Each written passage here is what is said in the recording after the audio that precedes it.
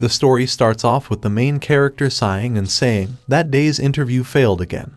It's so hard to find a job these days, so he wonders when his life will finally take off.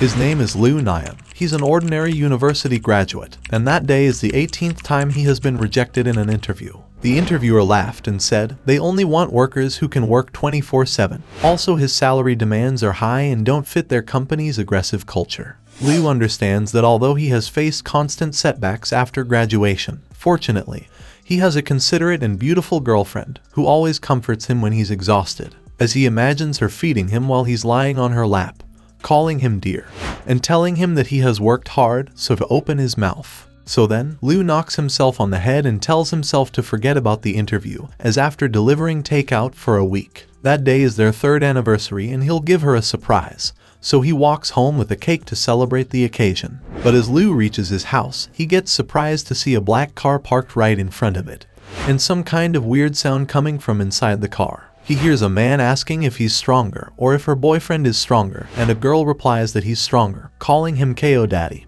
Hearing that, Liu worriedly thinks this seems to be her voice. He looks closely and finds his girlfriend on the car's window, excitedly making noises, as KO is ramming her from behind saying he can't take it anymore. Right then, Liu's girlfriend gets shocked to see Liu standing outside, and worriedly tells KO that her boyfriend seems to be outside. But KO keeps ramming her harder saying they should continue, this is thrilling, and the girl feels all of it. Seeing that, Liu starts fuming in anger and clenches his fists, as he furiously calls his girlfriend a dog, truly a dog. He proceeds to go up to them, but suddenly, his phone starts ringing, telling him to answer the phone. It's his mother. Liu wonders why his mom is calling at this hour. He picks up the phone and hears his mother hastily saying that his dad and his cousin are in critical condition, so she tells him to come to the emergency room at the first city hospital. Hearing that, Liu tells his mother not to panic, as he'll be there right away, and hangs up the phone. Then he drops the cake he was holding and runs toward the hospital thinking he won't let these scumbags get away with this. Meanwhile, at the first city hospital, a doctor informs Liu's mother that her husband and nephew are in a deep coma. Their brains are near death, but their vital signs are stable for now. He adds that recently, the hospital has received several patients with similar symptoms, and the experts can't find the exact cause of the coma, so to be careful, which worries Liu's mother even more. Right then, Liu comes and asks where his dad is. Seeing him, his mother hurriedly says that his dad and cousin suddenly fell into a coma, so she asks what they should do now. She adds that she told them not to play games too much, so she says now look what happened. Another woman says that her son also collapsed while playing a game, reporting it was useless. She also says that the police said the server is overseas, blocking it is impossible, and even if they smash the VR headsets, new ones appear at their doorstep the next day. Liu gets concerned hearing about a game and he wonders if it's that game, as he remembers his dad saying that after the national server of World of Warcraft shut down, he thought he'd lose his job, but then a new MMO game, Glory Continent, came up, so he took his cousin to explore it, earn gold, and stream to make money for his dowry. So Liu returns home understanding that it's a recently launched immersive online game, and with the VR headset developed by the official team, they can experience ultra-realistic graphics. Because of the realistic sensation, the game caused a huge stir in the gaming community as soon as it launched. But Liu seems shocked realizing that his dad and cousin fell into a deep coma after playing this game, so he wonders what secrets are hidden in this game. And he decides that he needs to solve this mystery himself, as he puts on the VR headset and dives into the game. As Liu logs into the game, he gets greeted by the game as it shows, "Welcome to Glory Continent." And 5 hours later, at the Iron Fence Mountain Novice Village Wilderness, a female ghoul suddenly pops out of a TV floating above the ground and comes after Liu, as she keeps saying, "Man, she needs a man." Liu immediately knocks it down with a gun saying, he's lucky he got Black Dog's Blood AK-47 from the novice gift pack. No matter what demons or ghosts, he'll send them all to the afterlife with physics. It gives him some experience points and the ghoul drops some coins and a magic crystal. At the same time, some information about ghouls pops up in front of Liu. Ghouls are said to be grudges of abandoned women, unique to the area near the novice village. Killing them in groups drops 200 to 300 coins and rarely drops rare cultivation stones. Liu finds that the coins are few, but the cultivation stone he just got provides 300 cultivation points, so he excitedly says his luck is great. Although he hasn't figured out the game's mechanics, the current task is to kill monsters and level up, so abandoning the crowd and choosing to hunt rare monsters outside the village is worth it. But right then, Liu gets hit by a powerful magic attack, and frustratedly asks which bastard mage dared to ambush him just after he left the novice village, as a significant chunk of his HP is gone. He finds a group of players approaching him. As one says, a player under level 10 dares to hunt monsters outside the village. Truly delusional. But he got a rare cultivation stone, so they should take it. He adds that killing a lot of new players to level up is more efficient than hunting monsters alone. And then as they get close to Liu sees their gamer tags. Huge Ass, Seymour Butts, Robin Banks, their leader Chuck L. Lot, who mockingly asks if this isn't a poor turtle, enjoying the view outside, and Ivana Tinkle, who tells him to look at his shabby equipment. After that, Chuck tells the others enough talk. This kill is his, so to let him show them the power of a top spender. But right then, Liu irritatedly tells him it's not easy to bully him, so to take this. As he throws a stink bomb at them, a novice village auxiliary item, it emits foul smoke that reduces the monster's magic defense and obscures players' vision, which startles them. At that, Chuck frustratedly says it feels like he ate cow dung, while Liu tries to escape from their saying. Of the 36 strategies, running is the best. He thinks that fortunately, he was thorough and bought all the novice village auxiliary items, otherwise, he'd be dead that day, as he curses them, calling them bastards. But right then, Liu gets hit from behind with a powerful attack and stops. He gets worried finding that he got badly hurt and his health bar is really low. At that moment, Ivana, holding a giant weapon in hand, excitedly says KO bought her a giant ruler, so she thanks him for carrying her and tells him that she loves him as she tosses him a kiss. Seeing that, Liu gets furious at them as he thinks of them as cheating bastards, and then he falls to the ground. After that, KO goes up to him and tells him to run again if he can. But that day he won't escape from him, as he'll not only take his woman but also his gear. He takes out his bastard sword and proceeds to swing it at Liu with an evil grin on his face, telling him to die, as they'll take all his coins and cultivation stones. And then KO swings the sword at Liu. It lands a deep cut on his back and his HP reaches 0. Afterward, Choa and his companions leave with the coins and magic stone, while Liu frustratedly wonders if this isn't just a game, so why it hurts so much, it feels so real. He finds that his heart hurts and his vision is blurry, so he wonders if this is death, as his eyes slowly start closing and he finds everything dark. But after a while, Liu suddenly hears two girls calling him Your Majesty and telling him to wake up, as they excitedly say that he has finally returned. Liu slowly starts to open his eyes and gets confused to see two girls near him. He doesn't understand what's happening. Then he completely opens his eyes and gets shocked to see two beautiful girls touching his body, calling him their king and saying long time no see, they missed him.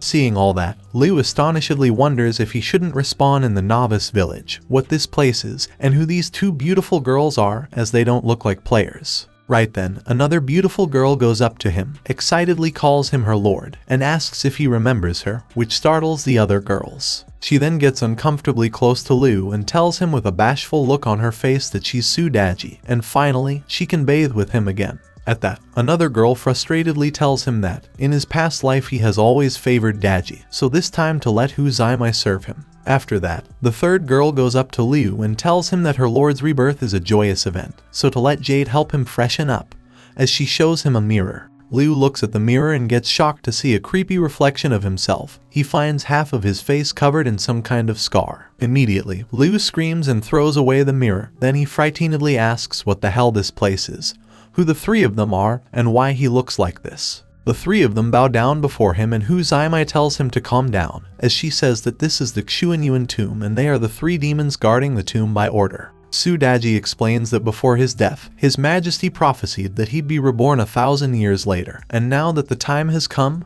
they await him at the royal tomb. Liu seems surprised to learn that they're the three demons of Xuanyuan tomb, and irritatedly wonders if he encountered a game bug and mistakenly reincarnate as King Zhou. But then he wonders, in that case, if that means he can have a harem of beauties, as Jade of the girls submissively apologizes to him for her poor service and requests him to punish her severely. Liu tells her in that case to use her tongue to help him, as he thinks in a pervy way, since the game made him King Zhou, and they should be Zhou's harem, so it's not excessive to ask them to do something. Then, Su Daji erotically tells him that he must be tired after reincarnating, so she asks how about they bathe together, and Liu cries with joy thinking He's so happy here, he doesn't want to go back. After that, Liu enters the bath thinking he didn't expect there to be a hot spring peach blossom pool. Daji said they were waiting for him inside. Right then, he gets astonished to see the girls, as he finds them in bathing attire and seductively welcoming him, calling him the reincarnated king. Liu finds Daji in an extra attractive attire as she tells him that he has finally arrived. She has been eagerly waiting. At that moment, she drops her clothes, which causes Liu a nosebleed due to excitement, while the other two are cuddling him. Liu excitedly thinks that the spring scenery is infinitely good, as 6 peaches are ready to be plucked. After that, he gets into the hot spring water and surprisedly wonders why there's a faint aroma of wine in the hot spring. So this game not only feels real, but even the smells are incredibly lifelike. Daji tells him that he used to love bathing in wine. He said it not only relieved fatigue but also greatly increased his cultivation. Then she says the love birds are waiting, so to come quickly. Liu gleefully says, so the wine and meat garden can boost cultivation. In that case, they must take it seriously and start their cultivation. Daji excitedly says, this strong chest, this vigorous power, it's indeed the king. So she tells him that it's her honor to reunite with him, calling him her lord. Right then, the other 2 girls also wrap themselves around him as Jade tells him that, as the ruler, he must share his favor equally. And Zaimai tells him that they also want to cultivate with him. So Liu tells them in that case, his beloved consorts should come together as he thinks that this trio is amazing. Each one excites him, so he prays to let him hold on a bit longer. But he finds that he can't hold on, he's coming, as he arouses the 3 girls by letting everything out and does cultivation with them. After that, Liu receives a pop-up notification from the game system, congratulating him on unlocking the hidden class, Human Emperor. Then it congratulates him on learning the cultivation secret method, wine pool and meat garden, basic level. This method doubles the cultivation speed for 72 hours after dual cultivation. Also, the cultivation secret method, waste not, want not, basic level. This method can instantly activate a magic treasure 3 times without casting time. But the treasure will be destroyed after use. So Liu understands that a night indulgence unlocked a hidden class and he learned new skills, but it felt too real and he's almost exhausted. Right then, Jade hurriedly comes and tells him something bad happened. Shen Gongbao brought people to the Xuanyuan tomb, saying he wants to discuss matters with her sister in the Xuan palace. Liu gets surprised to hear the name Shen Gongbao and wonders if he's the one who said, fellow Taoist, please stay, in the investiture of the gods. Zaimai annoyedly tells him that Shen Gongbao is no good. He's not only a traitor in the celestial realm, but also colludes with the demon sect. If he knows he's here, who knows what he'll do. Then Daji tells Liu that she'll now use the concealment technique and requests him to endure following her to the Xuan palace, as she uses her skill honeypot treasure refining technique. Liu thinks this spell is amazing. Not only does it turn his body into an ornament, but it also completely conceals his aura. But really he's more excited because Daji put him between her melons. Then Jade tells her sister to hurry to the Xuan palace or Shen Gongbao will get suspicious. After that, Daji heads to the Xuan palace to meet with Shen Gongbao and finds him sitting on the throne surrounded by his guards. Shen Gongbao tells her long time no see. Immediately, Daji tries to attack him, furiously telling him that he once assisted the king, and that throne belongs to the king, so not to overstep his bounds. But she gets stopped by an overguard who tells her a mere fox demon dares to attack the new king of the demon realm, Taoist Shen. And in response, Daji tells him an ant dares to bark, as she uses her other arm to toss him away with her attack. At that, the other guard hurriedly tells her to hold on, as Taoist Shen has taken over the game's operation. To harvest human essence, she must listen to him. So he asks her to just calm down and listen to what he has to say, while Liu gets shocked hearing him talk about game operation, as that's not something a normal NPC would say. Then Daji tells Shen in an angry tone to speak quickly. At that, Shen tells her that Emperor Zin's soul has dissipated for 1,000 years, yet she's still so infatuated. Then he says enough, they should get to the point, and flicks his finger thinking, this fox has not wasted her cultivation even while being suppressed here for 1,000 years. They should try to win her over. After that, the system explains, the Lord of Heaven and Jiangxia designed Glory Continent to transport humans into the small world and select talents who can ascend to the celestial realm. The humans in the game leave puppet avatars in reality to continue their lives. Additionally, gods who learned of this news sent dreams to their descendants, instructing them to choose excellent family members to enter the game world with huge sums of money to cultivate. Because this game incorporates many elements from popular games and is extremely realistic, especially in certain aspects. It attracted nearly 1 million players as soon as it launched. According to Zhangzia's initial game settings, players who die in the game can revive at the respawn point as long as their essence remains intact, with no harm to their bodies. However, since Shen Gongbao colluded with the demon sect leader to seal Zhangzia, the game mechanism has also been adjusted. He opened a passage to the demon realm in the game's small world. Demons sneaked into the small world, disguised as various NPCs, secretly harvesting human essence, and when human essence is controlled by demons, their avatars in reality fall into a coma. The game map is based on the 9 mountains and 8 seas, with the first layer being Iron Fence Mountain and the highest layer being Mount Sumeru. To better control the upper areas of the small world, Shen Gongbao invited the 7 monsters of Meishan, Duobao Taoist, and Jingling Holy Mother to guard the game world. The system further explains that so far, 80% of the players are still on the first layer, Iron Fence Mountain, and only 20% have entered the second layer, Elephant Trunk Mountain. However, they have already encountered their demons' ambushes, and many are trapped in their dungeons, having their essence drained.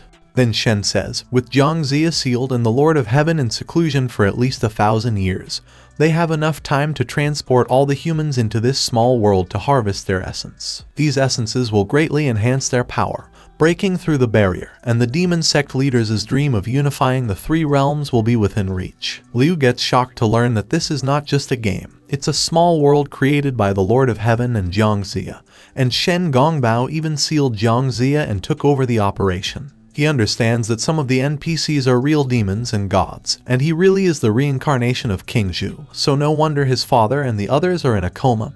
He must have encountered a demon. Then Shen tells Su Daji that he remembers Emperor Xin saying before he died that he'd reincarnate after 1,000 years, so he asks if he has any clues, which makes Liu nervous. Shen adds that the essence of the human emperor is extremely precious. If they devour his soul and essence, the demon sect leader's cultivation will increase greatly, so she must understand the importance. However, Daji tells him that there has been no abnormality in the Xuanyuan tomb recently, and even if the king reincarnates, he would not have past memories, nor would he come here. Shen tells her that she and her sisters have been trapped in the imperial tomb by the celestial realm for 1,000 years. If they help find the reincarnation of Emperor Xin, their leader will find a way to free them.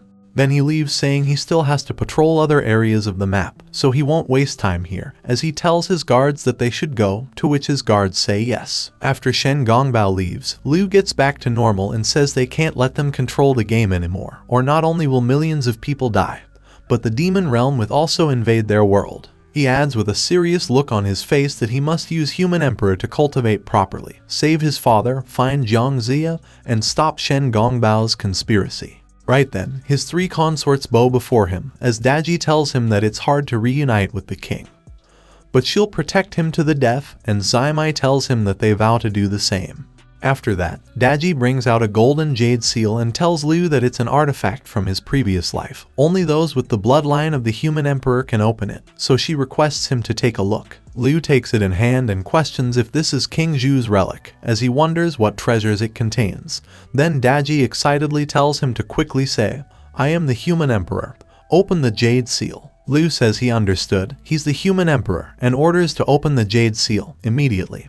It starts sparking, so Liu gets startled and lets it go. Then the jade seal floats and starts shining brightly. Seeing that, Liu realizes that the jade seal of King Zhou has opened and looks for what is inside. But he gets surprised to see that it's a sword. The system congratulates him on opening the jade seal rare item, and says that it's soul-bound, meaning it'll not drop even if the player dies. Taking it in hand, Liu annoyedly says that this damn sword is rusty, so he asks if this is a joke. Then Zaimai says that it looks like the dragon phoenix sword that the king used to carry. She explains that the sword's aura is fierce, capable of breaking through a 1,000,000-strong army, but it requires a large amount of materials to activate, and she'll send the list to him later.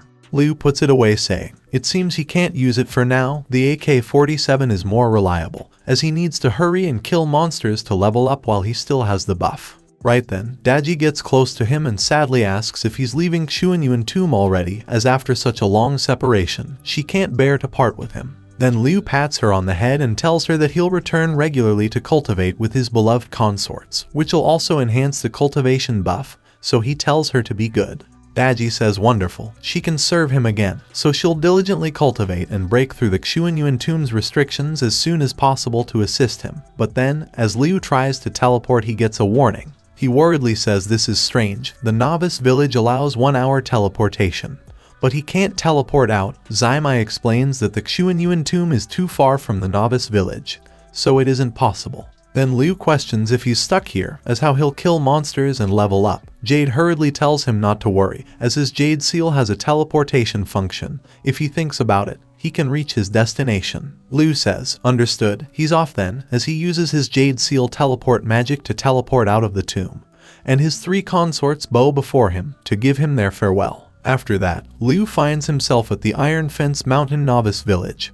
He releases a sigh and says, finally back to the novice village.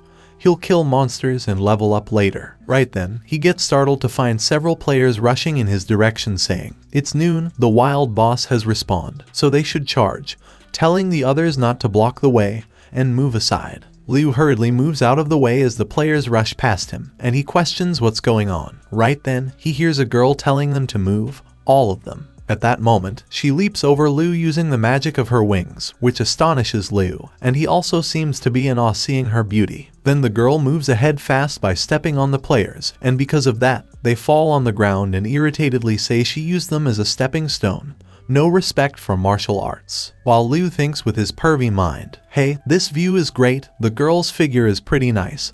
Also, if that's the Wind Thunder Wings, as that's a super rare speed item, many players spent a fortune and still couldn't get it. After that, he heads out and finds the players fighting a rare treasure ginseng tree spirit. It's a spiritual root of the earth. It's said that the tree blooms and bears fruit every 3,000 years. It takes another 3,000 years for the fruit to mature, and it's a precious cultivation enhancing material.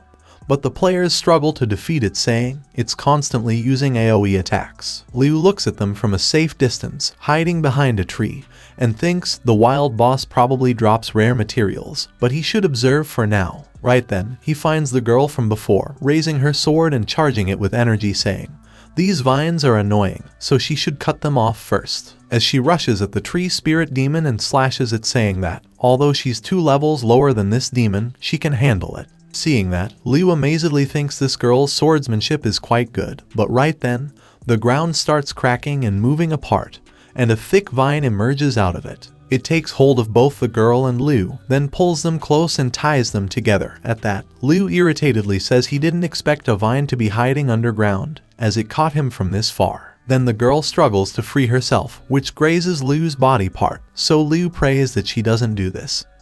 He can't take it anymore as the restraints on his little guy are getting lifted. The girl gets shocked as she feels that, and worriedly asks what this weapon he has hidden is that's pressing against her abdomen. Liu nervously tells her, no, it's not like that, and her moving like that is making it hard for him. But then, the tree spirit demon brings down some kind of fruits near them, and the girl anxiously asks, wait, if this is a ginseng fruit, as it feels like it's going to explode. A moment later, some explode and tear apart Liu's shirt from behind, so he tells the girl to think quickly about what magic items she has. As they don't have much time, the second wave of explosions is coming. The girl replies that she has a magic necklace called Phoenix Feather. It can get them out of here, but she can't activate it now. Liu tells her to leave it to him. He knows how to activate it, as he brings his face close to the girl's chest. But then he amazedly says, it smells so good, and at that, the girl infuriatedly says, the second wave of explosions is coming, and he's thinking about that kind of thing. She says that he said he could activate the magic item, so she tells him to hurry up and do it. At that, Liu yells at her to stop moving, as he tears off the necklace with his mouth. The girl furiously asks how dare he yell at her, but then Liu activates the magic of the magic item in an instant. He says Phoenix Feathers activate, which sends out a blazing phoenix that attacks the tree spirit demon,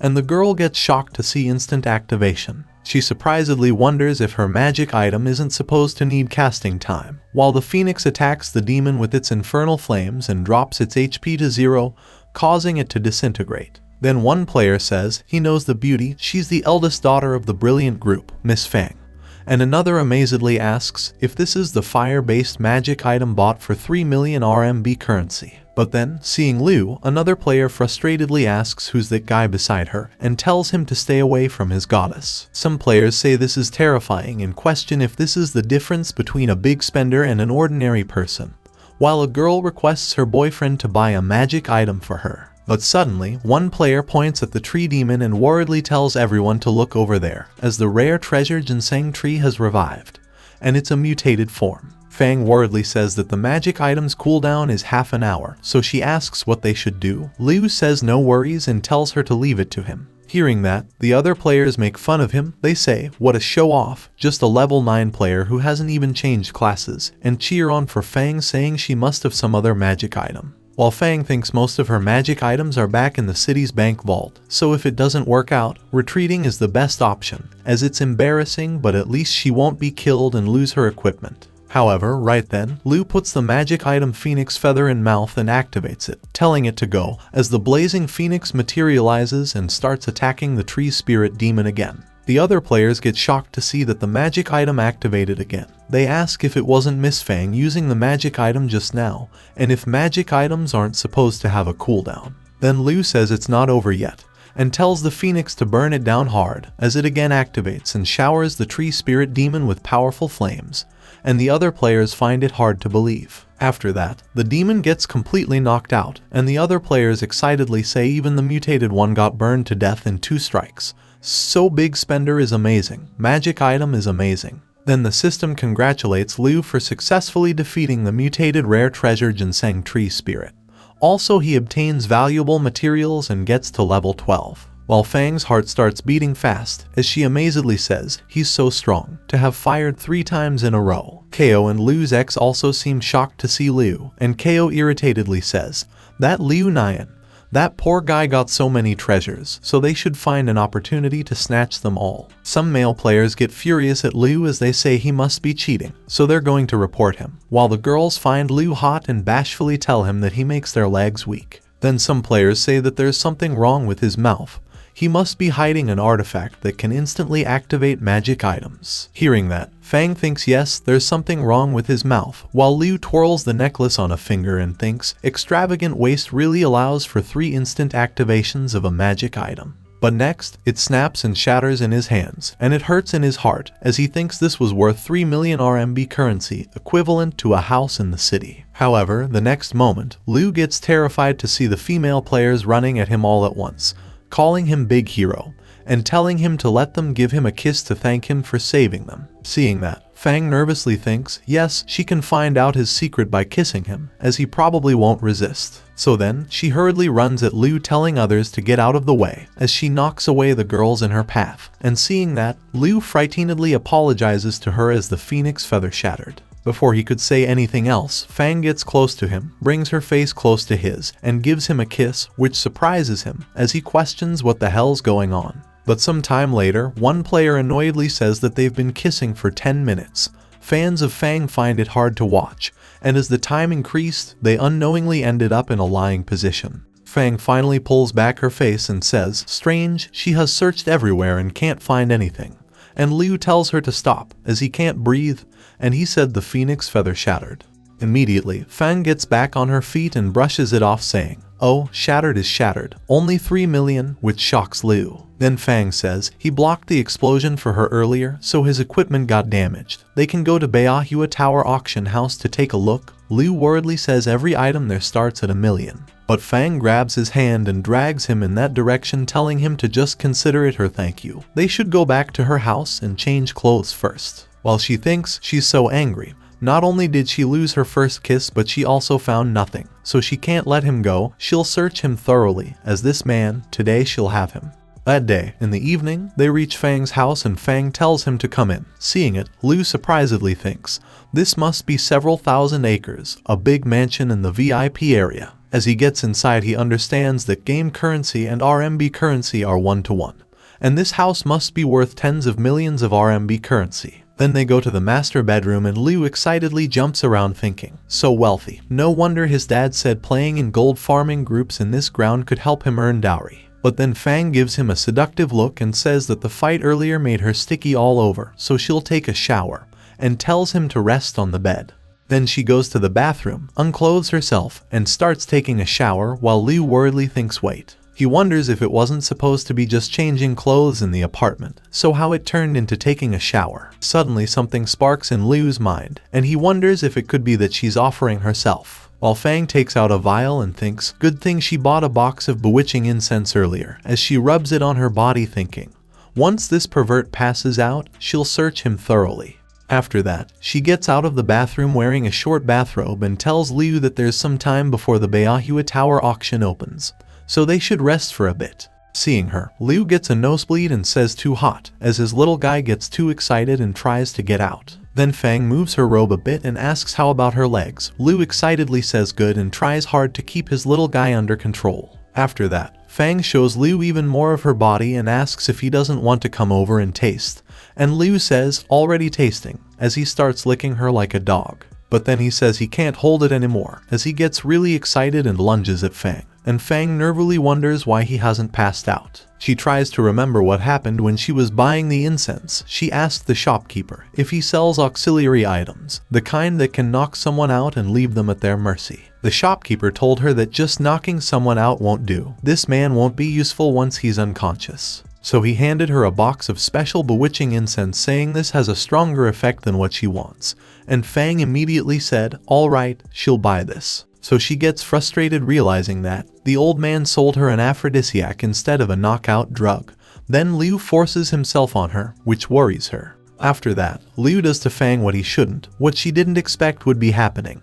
Every boundary gets broken. Fang feels colder than ice and hotter than a volcano at the same time. The next day, after all is done, she irritatedly says she didn't find out the secret and got herself involved instead, and it lasted for 6 hours. Liu apologizes to her saying he doesn't know how it happened. Then Fang grabs his collar, choking him, and furiously asks what's the use of apologizing. From now on, he's the son-in-law of the Fang family. Liu gets shocked to hear that. She hands him a male virtue manual, frustratedly telling him that he's her person now, so if she finds out that he's not behaving, she'll castrate him, as feudal dregs must not be tolerated. Then Fang lets go of Liu and tries to walk out telling him it's getting late, so to go pack out a new outfit to change into. They need to go to Beahua Tower for the auction. But then Fang finds it hard to move and falls to the floor. Seeing that, Liu worriedly asks what's wrong, if she's okay. Fang frustratedly cries and beats him telling him it's all his fault. Liu embarrassedly apologizes to her again. Then Fang tells him to get out and go by herself, as she hands him a card telling him to take it, as it has a limit of 1 billion. Liu says alright then. But then he looks closely and gets shocked to find that it's the legendary black gold card, and 1 billion limit, so he thinks, Miss Fang, she's amazing, a real rich woman. Then Fang lies on the bed telling Liu she's going to rest and to buy whatever he likes, and Liu leaves thinking though he doesn't like relying on someone else. For his father's safety he has to do this now. While Fang thinks last night was quite enjoyable. This man is physically strong, so maybe with some training, he could become an asset to their Fang family. After that, Liu heads to Beahua Tower Iron Fence Mountain Branch, Glory Continent's first chamber of commerce. He goes there in formal attire and thinks the entrance fee alone is 1 million, so he wonders if this is the world of big spenders. Right then, someone asks if that isn't the living turtle. Hearing that, Liu looks in that direction and finds that it's his Ko and his ex. Ko asks if a pauper is trying to waltz into Beahua Tower, as he must be delusional. And Ivana says to look at that loser, she's so lucky she chose Ko, or her life would be a mess. Liu doesn't give any heed to their insults and calls them despicable couples, as that day he'll show them what real wealth looks like. Then an attendant asks if he's here for an auction, as proof of assets over 10 million is required for entry, and Liu thinks it looks like he'll have to use Fang Kier's money, so he'll make it up to her later. Ko laughs at him, challenging him to keep walking, as if he steps into Beahua Tower that day, he'll livestream himself eating waste. Ivana also laughs and tells him to stop embarrassing himself. Liu thinks of them as idiots, as he'll make them all eat their words, and the crowd finds it entertaining. They amusedly say this poor fool thinks he can challenge Ko, and tell him to not just stand there gawking.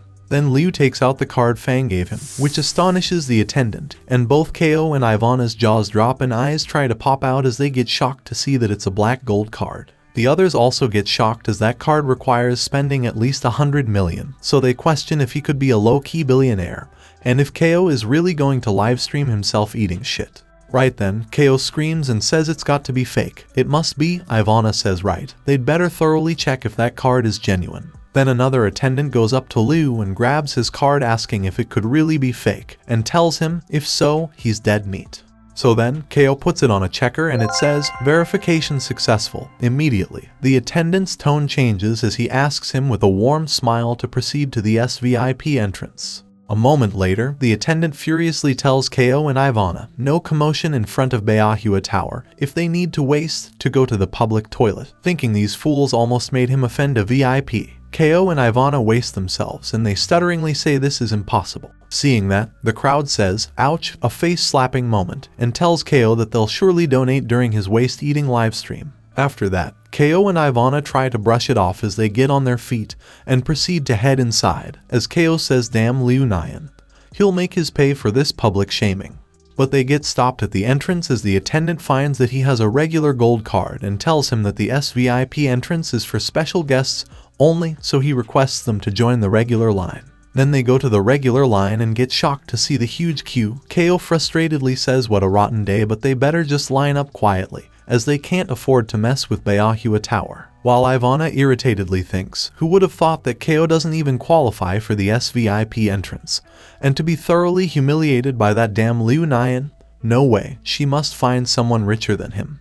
After some time, inside the auction hall, Liu thinks he heard rumors about incredibly rare cultivation methods and treasures being auctioned here every month, but it looks like a different story that day. KO looks at him from a distance and infuriatedly thinks this guy must have picked up the card somewhere or stolen it. How a pauper like him could have such a card. Then Madam of Beahua Tower requests everyone for a moment of silence and says that the much anticipated Beahua Tower auction is about to commence. She reveals the first item for auction and says that it's the Ice Jade Incense Cauldron, a high-level magic treasure refined from the essence of various rare fragments. When used in battle, it instantly restores 50% of health, with a cooldown of half an hour. The starting bid is 1 million with minimum increments of 100,000. Immediately people start throwing prices like 1.5 million, 1.7 million, then KO says 2 million. And he'll take this Ice Jade Incense Cauldron as a gift for his girlfriend. Unlike some loser who couldn't even afford a decent gift for his girlfriend in 3 years, he calls that pathetic. Ivana excitedly says she loves him. She knew her dear KO always treats her the best. KO laughs and thinks Liu should bid against him if he dares, as if he's using a stolen card, he's a dead meat. But then, Liu says 4 million. Others get shocked to see him doubling the bid in one go, and say as expected from a black gold card owner, though some say half hour is way too long, it's not worth it.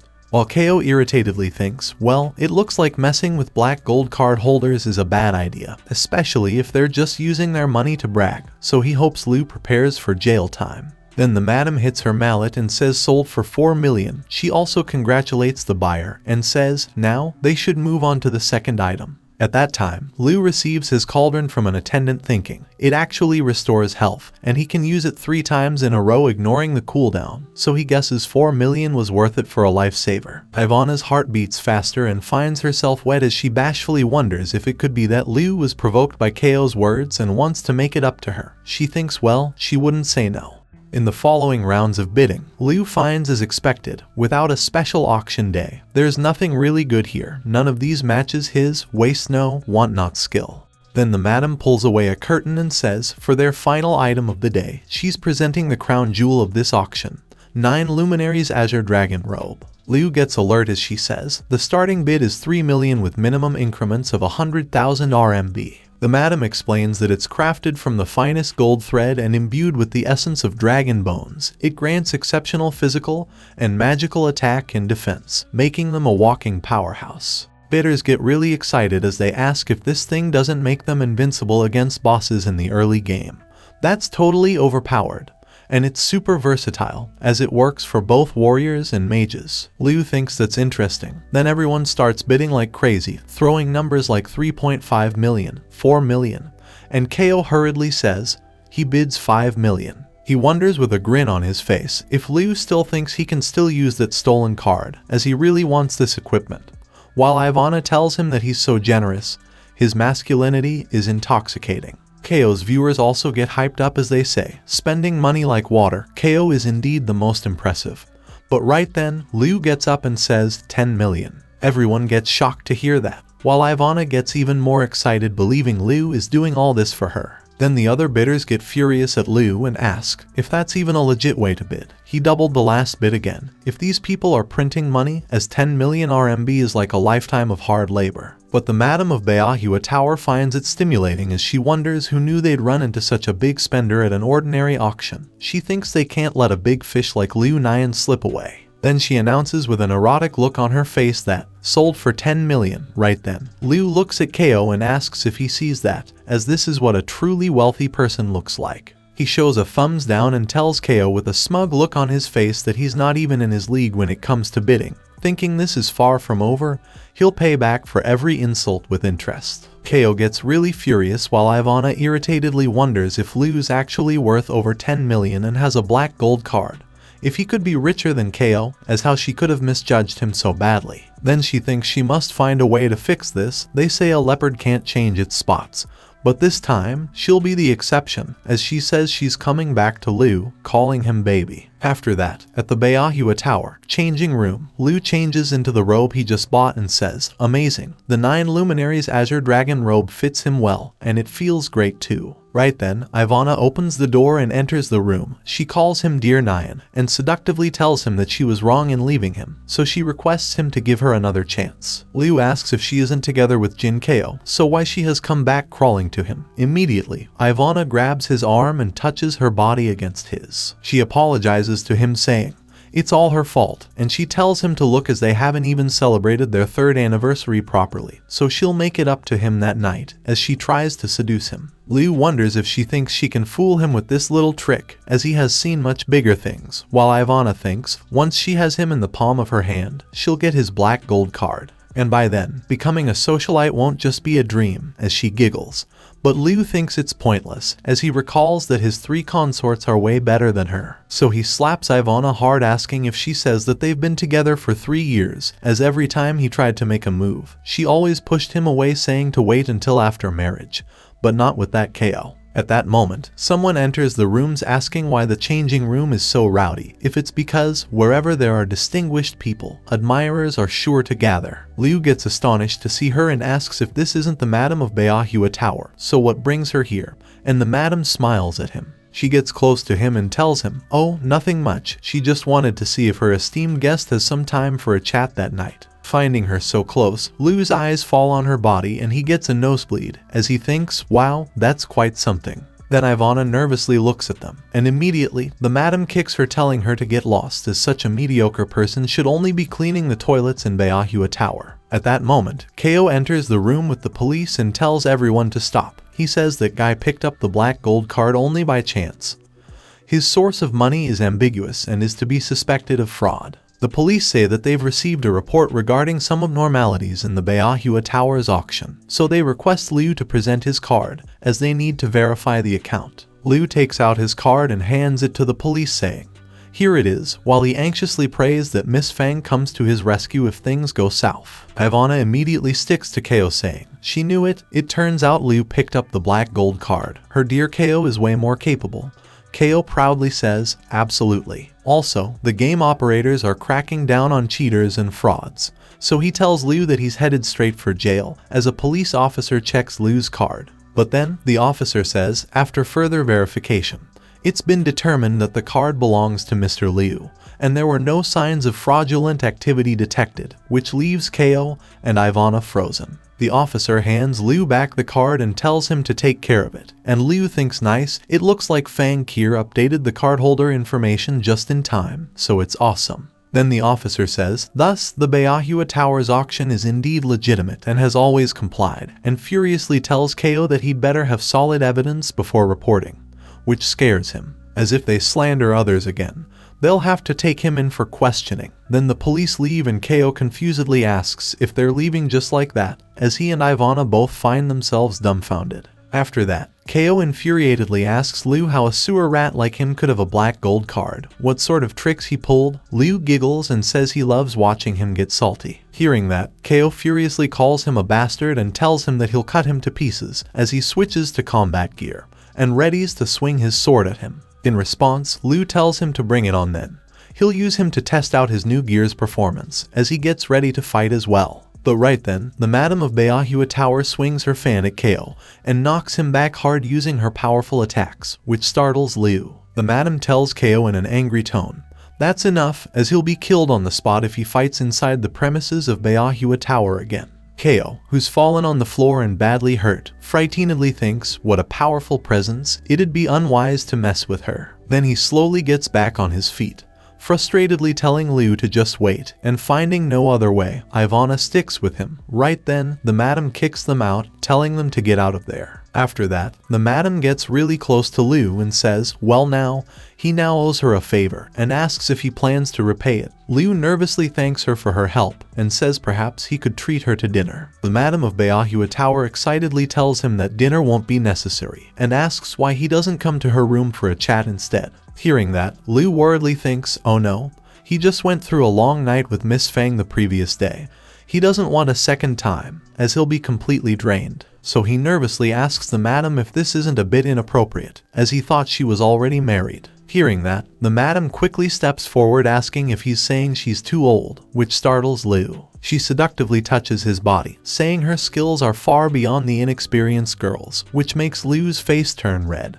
And then, the Madam brings her mouth close to Liu's ear and blows air on it. At that, Liu hurriedly tries to escape from there saying he has an urgent matter to attend to, so perhaps another time. Immediately, the Madam of Beahua Tower stops him, telling him to just hear her out. And then, she wraps her arms around him and kisses Liu. And Liu nervously thinks, not again. As the Madam kisses him, she thinks she heard this little guy might have something valuable in his mouth, so she's going to check it out herself. But then, she realizes something. She pulls back her face thinking, this taste, it's just like her elder sister's. But she questions if she wasn't sealed in the Xuanyuan tomb. So the Madam thinks, if there's a trace of her here, there must be one there too, as she gets down on her knees and makes Liu sit down, which surprises him. The Madam then seductively tells him to let her help him relax down a bit, calling him honey. Then she starts to give pleasure to Liu by playing with his little guy. As she does that, she thinks this taste is undoubtedly her elder sister's, along with Sister Hu's and Sister Wang's, while Liu finds himself hard to control, wondering if this is how the rich live. The Madam believes, who else except Emperor Zin could have them at his service. She heard he used to work at the Celestial Realm's marriage registry office, but he got demoted to the mortal world for skipping work too often. At that moment, Liu finds things really heating up and thinks, oh no, he can't take it anymore, as he lets everything out like a sudden firecracker. After that, the Madam gets up and asks how it was, calling him darling, and Liu gives her a thumbs up saying it was amazing.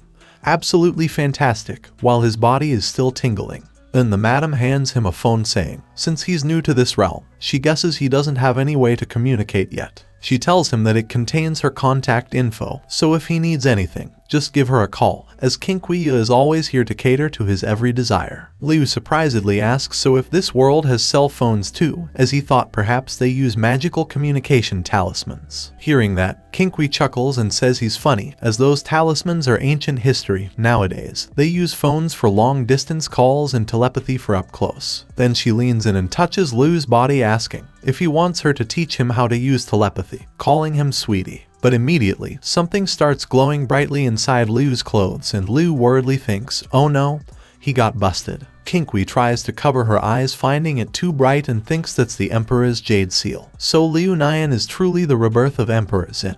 Then she tells him that keeping a treasure like that out in the open is asking for trouble, so she puts a ring on his finger saying, here's a storage ring that can hold all his valuables. She adds that it's got a built-in array to hide whatever's inside from nosy folks, so Liu excitedly thanks her for that, calling her sis, and King Zhou says no problem, but annoyedly thinks he's her brother-in-law.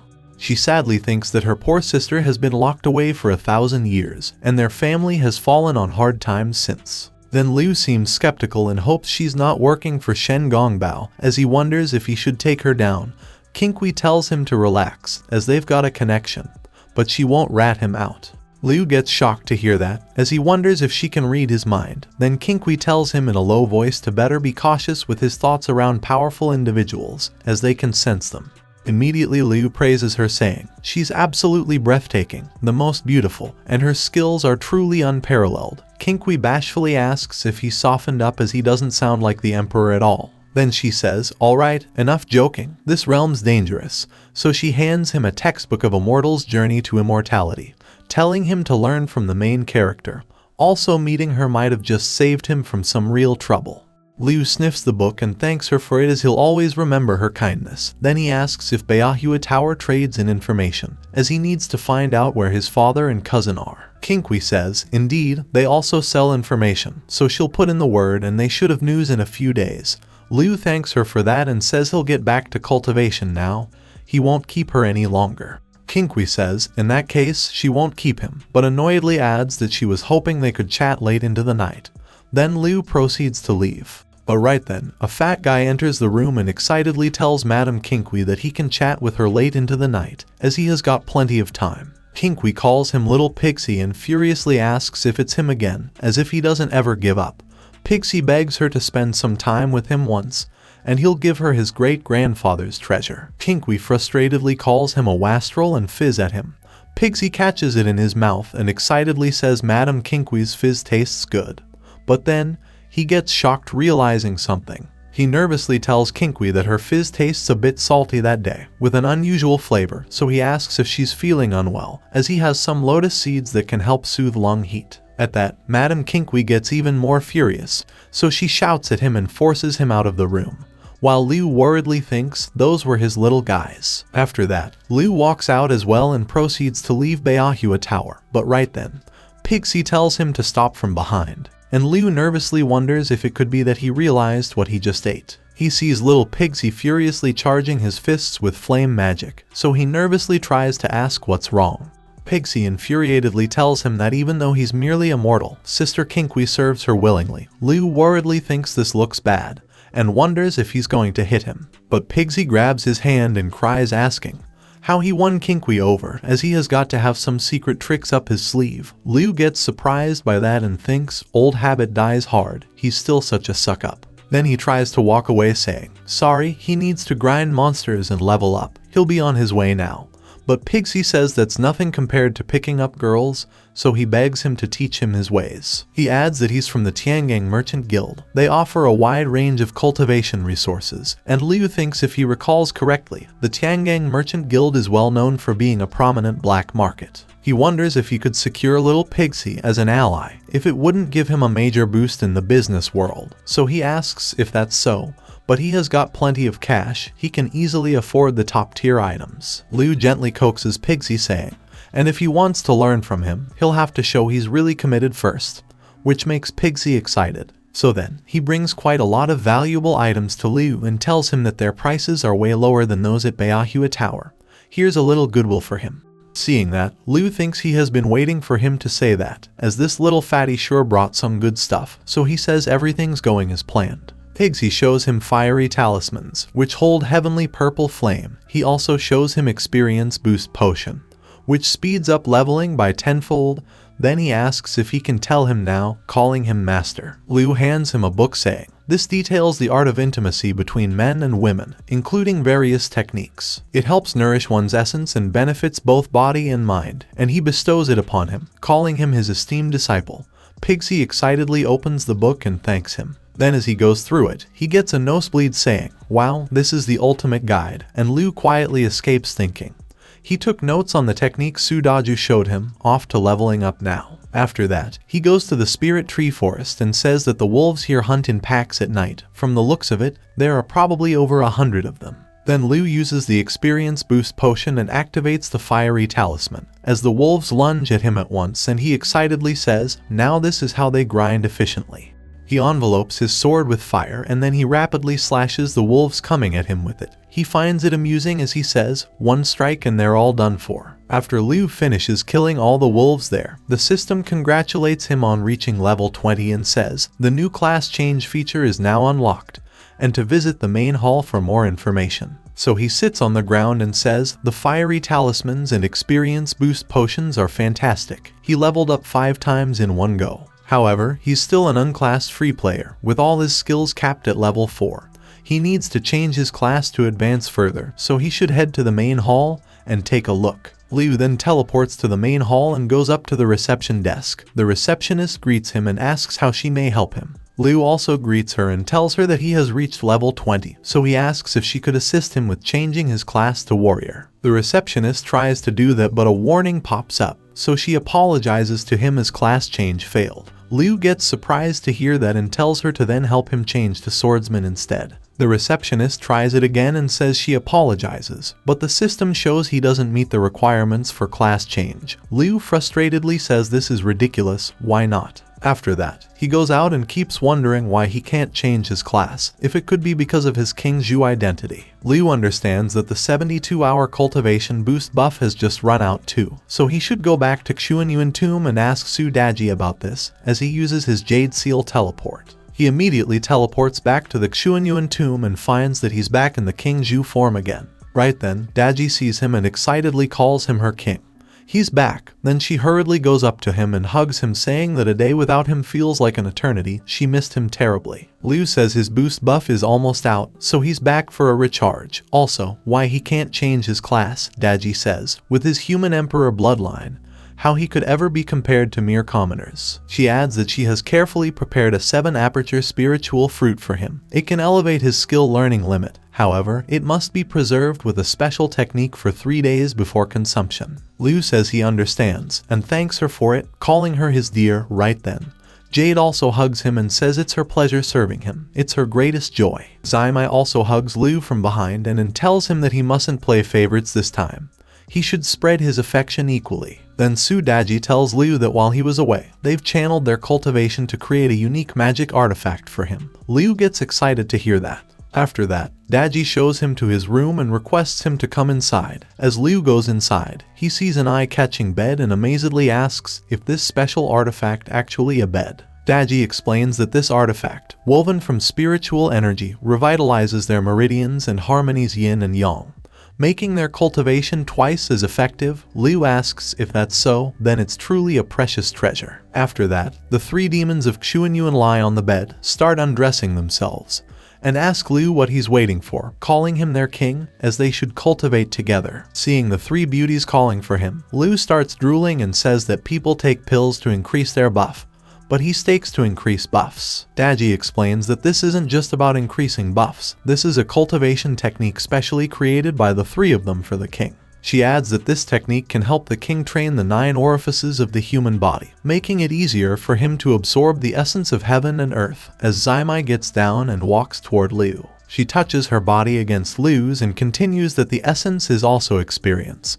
so the king will feel the leveling up speed is faster, but he's still immortal. Only when reaching level 100 and undergoing the training of heaven and earth can he truly become an immortal. Liu seems surprised about 9 orifices and wonders if he can become immortal. Then Zaimai starts kissing him and tells him through telepathy, of course. She tells him to first let her train a few of the orifices on his body. Seeing that, Jade impatiently tells Liu to come over to her, as she wants to help him train his orifices too. Hearing that, Zaimai tells Liu that the sisters are in a hurry, so they should train 3 orifices at once. So then, she pushes Liu onto the bed, and lying down on it, Liu amazedly says, "The bed is extraordinary." He feels his kidney becoming incredibly strong. Daji explains that this Chun and Phoenix bed is refined using 999 kidneys from male demon beasts. As its core, a normal person lying on it can last 24 hours without feeling tired. Then the sisters start undressing Liu, as Daji says she'll help him train one of the orifices, starting with the water outlet. Jade says she'll help the king train the whole. Then the 2 sisters start helping Liu in his cultivation by training 2 of his orifices at once, and Liu finds it very stimulating as he says it's so comfortable. At that moment, Zaimai says the king's mouth has not yet been successfully trained, so she should sit down and continue training, as she puts her part on Liu's mouth and continues his training. As the 3 sisters diligently train Liu's orifices, he keeps getting notified by the system that he got experience for mouth training, water outlet training, and whole training completion. A while later, Liu's body starts shining brightly, and the system congratulates him as the cultivation technique Drunken Flesh Body has advanced to intermediate level, increasing cultivation speed to 4 times. Also, the effect is extended by 72 hours, so Liu thinks he needs to cultivate in the appearance of Zhu Wang to obtain new buffs. No wonder he didn't get any hints last time with Miss Fang. Then, his 3 consorts bow before him and congratulate him, calling him their king for successfully training 3 orifices. Liu excitedly says, so this what successful training feels like. Now he feels his body is immune to all diseases, and his whole body is filled with strength as he puts his clothes back on. Daji tells him, of course, the 3 most important orifices have been trained by her sisters, and as for the other orifices, she'll arrange the training appropriately. So then, she excitedly tells someone to come in, and a shy-looking cow demon girl enters the room and comes before Liu. Daji tells him that she's the younger sister of Niu Ma Wang and her disciple, so she tells him to rest assured. Then the girl introduces herself as Niu Tian and greets Liu, calling him the king. Looking at her body, Liu gets a nosebleed as he amazedly thinks, wow, those are huge. That melons doesn't match the body proportions. Then Daji asks Tian why she's shy, as being loved by the king is a great honor for her, and tells her that from now on, not to call them master anymore, as everyone should just call each other sisters. Daji adds that, next, she'll entrust the training of the eyes to her. Milk is a precious treasure for training the eyes, so she must wholeheartedly serve the king. Tian says she obeys. Then Daji tells Liu she shall take her leave. She'll stand guard outside for the king. Liu says alright, his beloved concubines have worked hard. After that, the 3 sisters head out of the room and shut the door, and then Tian gets with Liu and tells him to let her train his eyes. Liu says alright, then he'll trouble her. As Tian starts removing her, she thinks she didn't expect the king to respect a demon cultivator like her so much, so she must do her best to help him. Then she nervously says she's coming, as she puts her huge melons, which astonishes him.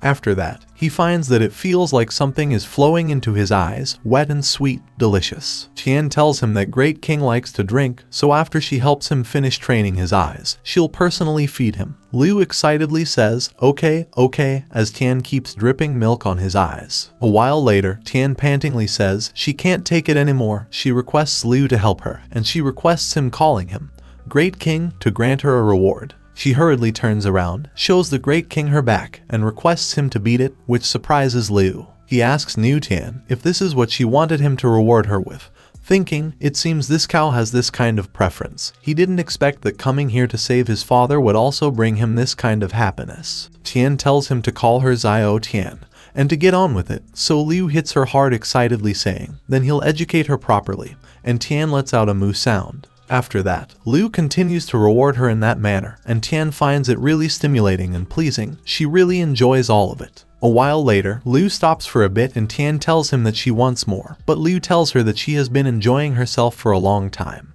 Now it's his turn to enjoy for a bit, as his hand is swollen. However, Tian tells him to not hold back, and asks him to be ruthless, calling him Great King. Liu finds it interesting and says he got it. But right then, his phone starts ringing, saying, the owner of Beahua Tower is calling, which startles both of them. Liu picks up the call and Kinkui informs him that she just received some intelligence. Nearby Bo Pond, traces of his cousin have been found. However, there are strange demons there, so he must be careful. Liu thanks her for that and tells her he didn't expect news of his cousin so soon. Then he says he has to go to Bo Pond and take a look. Hearing that, Tian asks if he has to leave. Liu pats her on the head and tells her that he has urgent business, so she has to behave herself, but Tian seems saddened. Then Liu takes out his jade seal and uses it to teleport out of there. Seeing that, Tian starts crying out loud and says she can't bear to let him go. At that moment, a large cucumber pops out of nowhere and falls on Tian's hands, which confuses her. Then she hears Liu telling her, for now, to use this, and he'll be back soon to continue training her eyes. After that, he teleports to the Tai Wai Mountain, by Bo Pond, where he finds a commotion going on, a bunch of players ganging up on someone and beating them mercilessly. Liu finds Ko stepping on a spirit fish saying, new player handbook says that there are hidden treasures in Bo Pond, so he tells it to hand it over, as if he can't, he'll squat down and kill it every day. At that, the spirit fish cries and tells them that he, Benbo Erba, is just a normal NPC, so how he could drop equipment or rare materials. Right then, Liu notices similarities between its face and his cousin's. Liu gets shocked to see that and frustratedly wonders, the beaten up spirit catfish, if that's his cousin. Then he nervously waves at him, calling him cousin, and looking at him, the spirit catfish immediately rushes at him and clings to his leg. He excitedly calls him bro Liu Nian and asks if that's him, as he finally came. Seeing that, everyone starts laughing out loud. As KO asks Liu if the Benbo or Ba called him bro, so if he's one too, Ivana says well, maggots and loaches are pretty similar, and Liu asks why he keeps running into them. The annoying couple everywhere. Then he tells his cousin that, after he and his dad started playing the game, they fell into a coma, so he came to find the two of them, and he asks where his dad is. His cousin explains that his dad and he leveled up to level 20 fighting monsters, but when they reached the main hall to change their classes, something went wrong. His dad successfully changed his class, but he was randomly teleported to Baibo Pond, and the system said he was reincarnated as a Benbo or Ba. He cries and requests Liu to save him, as the 9-headed worm set up a barrier trapping him here. Every day he's beaten by players fishing. Right then, he hears some noises and hurriedly tells Liu to run. A powerful demon comes out of the pond water, which surprises everyone, and it says in a creepy tone, "They mortals dare to trespass on his territory, then they should offer their power." The players get excited as they say, the area boss has appeared, surely they can get some good stuff, while KO tells them, if they get rare materials, they share them equally, not to dare steal from him. Right then, Liu thinks no, the 9-headed worm isn't the original demon designed for players to train against. Capturing his cousin and forcing players to offer power, he understands that there's only one possibility, it's in league with Shen Gong. At that moment, the other players start rushing at the monster with their full force, excitedly saying, "Brothers, charge. They should unite and take it down." But the demon finds it amusing, as he releases a tremendous amount of energy from his body, tossing away the players in an instant. Their HP drops really low, so Ivana frighteningly thinks, just by releasing its power, it can knock everyone away, so she wonders how a small level 25 area boss can be this strong. Then the demon chuckles and says, the consort has been suppressed for over 1,000 years. His cultivation has greatly diminished, so it's just the right time for them to replenish him a bit. As he starts sucking out the soul energy from the players, and the players' bodies turn into empty husks. Then the area boss summons other demons and tells them that the consort will digest for a moment, so to capture them for him, then take them back to the cave dwelling for gradual use, the demons say, at his command. So then, all the demons lunge at Liu and the other players at once, which worries the players. At that moment, Liu takes out his talismans. He throws 5 thunder talismans and blazing talismans at the demons and tells them to activate. The talismans attach to the demons, and their effects get activated immediately. And then Liu tells them to destroy the demons, which causes them to explode. It lands lethal damage on the demons and kills them. After that, Liu tells his cousin, Benbo or Ba, now to pretend to ambush him, let him escape, and then he'll figure out a way to save him later. His cousin tells him he got it, calling him Big Brother. So then the two of them act it out, and Ben tells the other demons to go quickly. This side has him covered, so they all should head over there. Hearing that, the demons gang up on others. Ivana tiredly asks what about Jin KO, as everyone else has been wiped out, and the number of small demons is too many, so they'll be exhausted sooner or later. KO frustratedly says they used to have a restraining weapon, just one shot of the wind fire cannon, as if close combat doesn't work, they should attack from afar. So he summons a big cannon and points it at the 9-headed worm, saying that in war, they have to capture the leader first, as he doesn't believe they can wipe out the insects. Then he shoots the boss with his gun, telling him to take that, calling him an old bastard, which leaves a large hole in the demon boss's chest. At that, KO proudly asks if they see that, as that's the power of technology. This boss must have been blasted to pieces. Ivana clings to his leg excitedly, saying, he's so powerful, no wonder he's her man. Much stronger than that rogue Liu Nian. KO says he's just a worthless scum, how he could compare to him. However, Liu thinks that these two lunatics still believe they are playing a game. Soon they'll find out while he gets out of there first, as he continues to act fighting his cousin. KO continues laughing, thinking he defeated the area boss, but the 9-headed worm comes up behind him and infuriatedly tells him, well done, as he has successfully angered him. KO seems frightened by that. Then the demon boss attacks him with a powerful magic and KO worriedly asks what.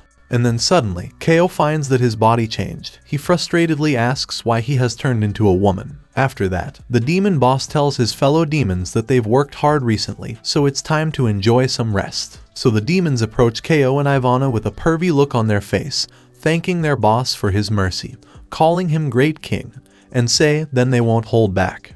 Then they all grab KO and Ivana and proceed to violate them as they start tearing up KO's clothes. He frustratedly tells them not to get lost, as even if he becomes a woman, he's still a man.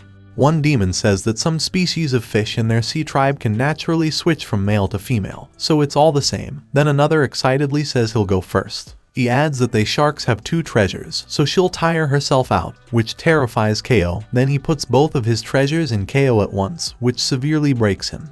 Then other demons get ready to violate Ivana. At that, she frustratedly wonders why they don't just kill them directly. Why torment them like this, as she has never heard of a game with this kind of mechanic before.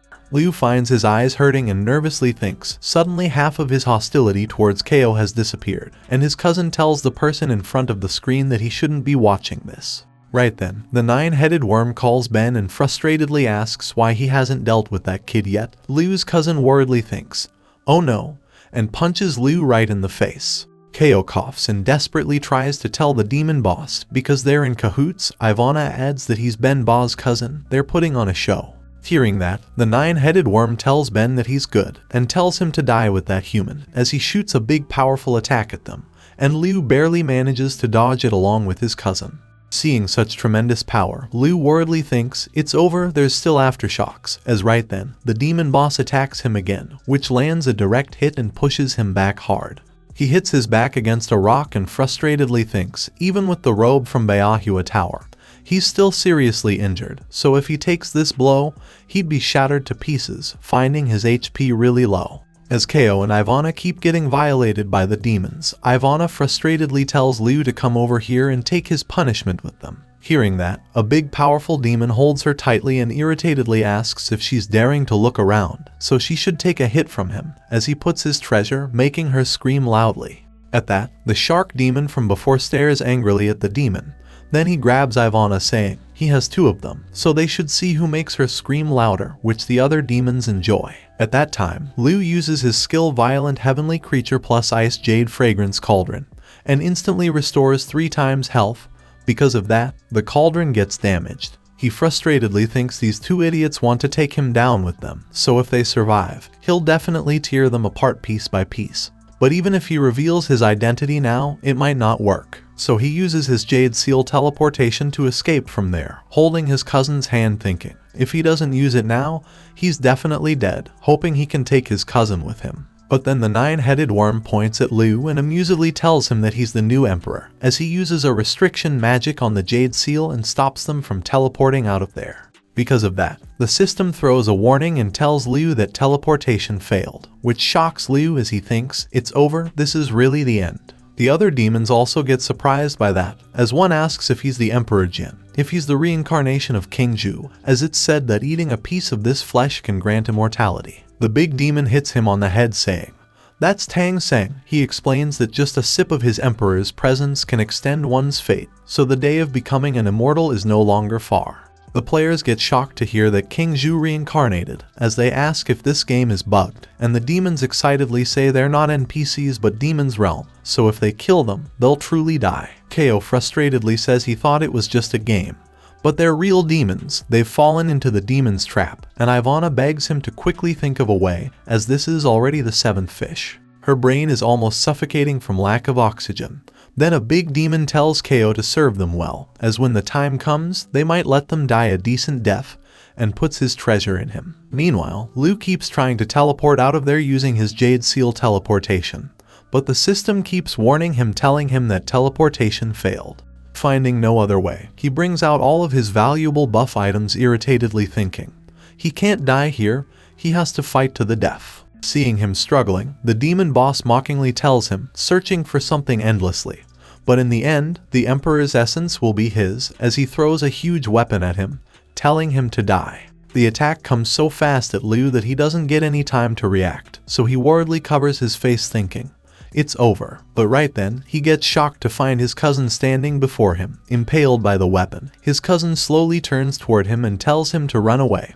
Also, he thanks him for coming to save him. Then he frustratedly tries to take out the weapon from his chest, and seeing that, tears start dripping from Liu's eyes. He remembers once they used to play games together at the internet cafe, and whenever he'd get in trouble with any bully, his cousin would come to help him. Then the demon boss tosses Liu's cousin away, annoyedly calling him a stinky fish that doesn't know its place. Next, he turns to Liu and tells him it's his turn.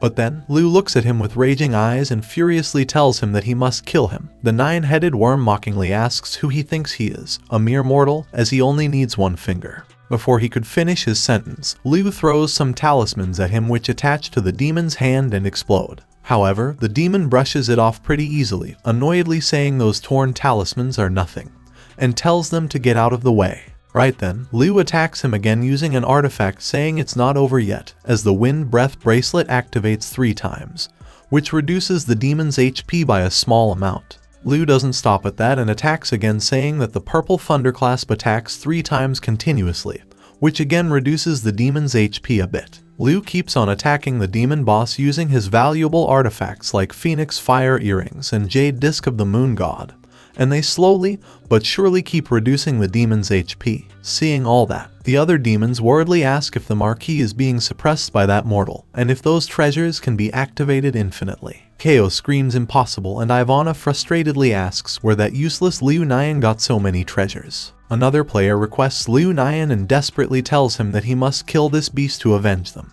But right then, the big demon from before grabs her by her hair and hits her in the stomach hard, severely damaging her, and the other players get terrified to see that. At that moment, the demon boss mockingly asks Liu if he thinks he can harm him with this rubbish, as there's a huge gap between mortals and those who have cultivated and gained enlightenment. He adds that he can never bridge that gap. Liu doesn't pay heed to that and furiously rushes at him with King Zhou's sword, telling him to die, and swings it at him. But the boss easily blocks the attack and mockingly asks a rusty sword if he dares to fight him with it, so if he's trying to make him laugh to death. However, at that moment, he gets shocked to find that his body can't move, and then, taking that chance, Liu lands a powerful slash on the demon boss using his sword. Other demons worriedly ask if he's really just a mortal, as the Marquis is actually a great demon who attained enlightenment 1,000 years ago, and that kid was able to injure the Marquis. And other players see it as a glimmer of hope, as they rejoice and cheer on for Liu,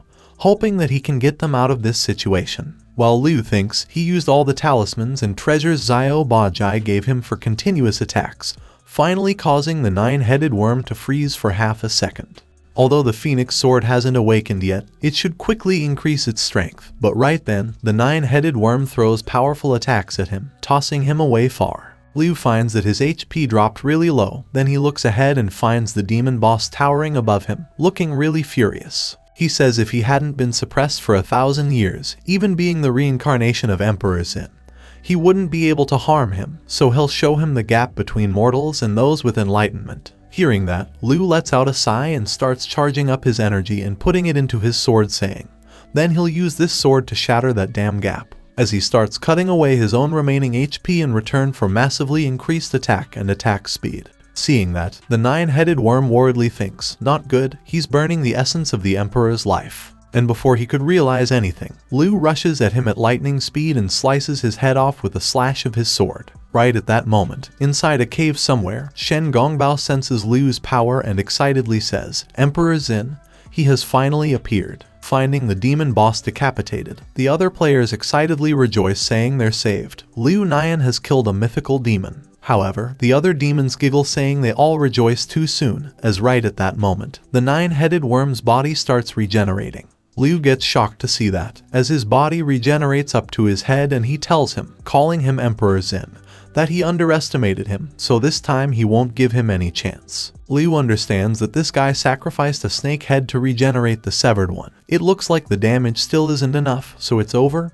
He's exhausted. Then the Marquis gets back to attacking him, irritatedly saying that a mere human like a bug actually injured him, so even if he chops him into 1,000 pieces, it won't ease the hatred in his heart. As the powerful attacks all come at once toward Liu, he closes his eyes, thinking about his dad and cousin, and prepares to die. But at the last moment, a bright light comes down from the heavens and attacks the nine-headed worm, and he furiously tells him not to harm his majesty, which surprises him.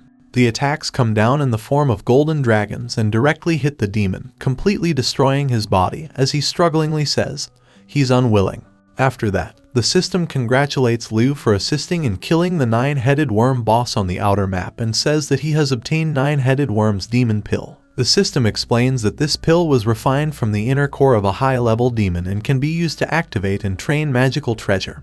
Also, Liu finds that he got to level 24. Then he looks up and sees a person descending on a dragon. Liu wonders who he is that could kill the 9-headed worm with just one move. As the person gets close, Liu finds that it's Wen Zhong, Grand Preceptor of the Yin Shang dynasty, who fought to the death for Yin Shang. After that, his soul was acknowledged by the gods. Then as Wen Zhong lands on the ground, he steps down from his dragon and bows before Liu. He introduces himself as his old servant Wen Zhong and says he's apologizing for the delay in saving the emperor, as he never expected to meet him again, calling him his majesty. Right then, 2 more warriors descend from the heavens riding on dragons and destroy the remaining demons with their attacks in a matter of seconds. After that, the 2 of them come down as well and bow before Liu, as the first introduces himself as servant Zhang Guifeng, commander of the King Long Pass, and says paying respects to his majesty. Liu surprisedly wonders if this is the Zhang Guifeng who knows soul capture techniques,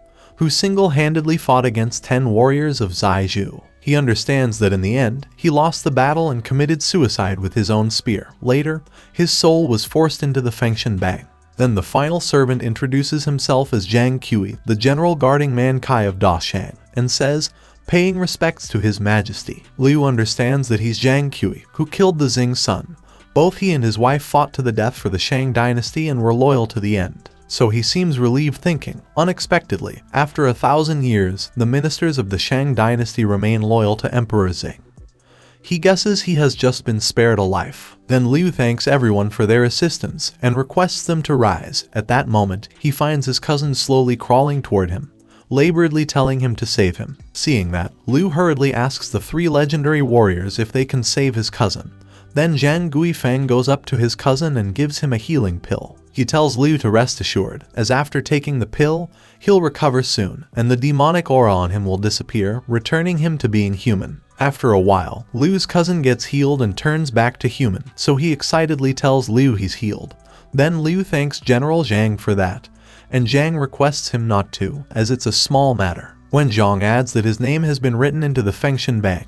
His soul is bound to it, and he must fulfill his duties in the celestial realm. It's truly detestable. Then Zhang Kui says that they're trapped by the Fengshan Bang, and they hope his majesty ascends to immortality soon to break these chains for them. Hearing that, Liu requests everyone to rise, as he'll certainly cultivate diligently and reach the highest realm as soon as possible. Thinking, he wanted to ask the generals to help him clear the dungeons while he stands at the entrance and enjoys the benefits of the boss by leveling up continuously, as that'd be too awesome. Wen Zhong says he shouldn't think like that, as the path of cultivation is long and it's better to take it step by step. Liu nervously says, alright, he was just speaking casually, he'll definitely cultivate seriously. Then Zhang Kui asks Liu what should be done with the remaining survivors, which startles the other players. He suggests killing them all to avoid Liu's identity being exposed, as he starts charging his attack. And seeing that, the players frighteningly scream saying no. Ivana and Ko desperately tell them to spare them, as they didn't see anything, they don't know anything. And Liu says if their memories can be erased there's no need to kill them. So he tells the generals to just erase their memories, thinking now that he's restricted by the game. He can't truly kill other players, but if Wen Zhong and the others kill mortals, it could get disastrous. Hearing that, the 3 generals of Fengshan Bang look at each other and bow before Liu again, saying that his majesty is wise. After that, Wen Zhong opens his third eye, and it lets out a powerful spell that affects all the other players there, making them feel sleepy. Then they all fall to the ground unconscious, and the system notifies Liu that all players who encountered Liu Nian at Bai Bo Pond have had their memories erased. After that, the 3 generals get back on their dragons and proceed to leave as Wen Zhong tells Liu that the situation here has been resolved. To avoid being discovered by others, he dares not stay long. So the 3 of them fly back up to heaven at a tremendous speed, telling Liu that they wish him success in his cultivation and ascension to immortality, while Liu and his cousin wave at them. Then Liu tells his cousin now he can return to the novice village to continue his cultivation. He still has some matters to attend to. His cousin thanks him for everything and excitedly says he'll strive to level up. Meanwhile, at an underwater demon realm, someone looks at the 9-headed worm life card and frustratedly says it has shattered, so she asks who killed her husband. Princess Wansheng infuriatedly wonders who it was. She's the daughter of the Dragon King of Wansheng, and the wife of the nine-headed worm. She was suppressed by Zhu Bajai for obstructing Tang Seng's journey to retrieve the scriptures. Her soul was banished to the demon realm, never to rise again. Now she tells others she'll venture out, so to prepare themselves. The other demons say yes, while Wansheng thinks that once she uncovers the truth, she'll avenge her husband, as those who harmed her husband will all die.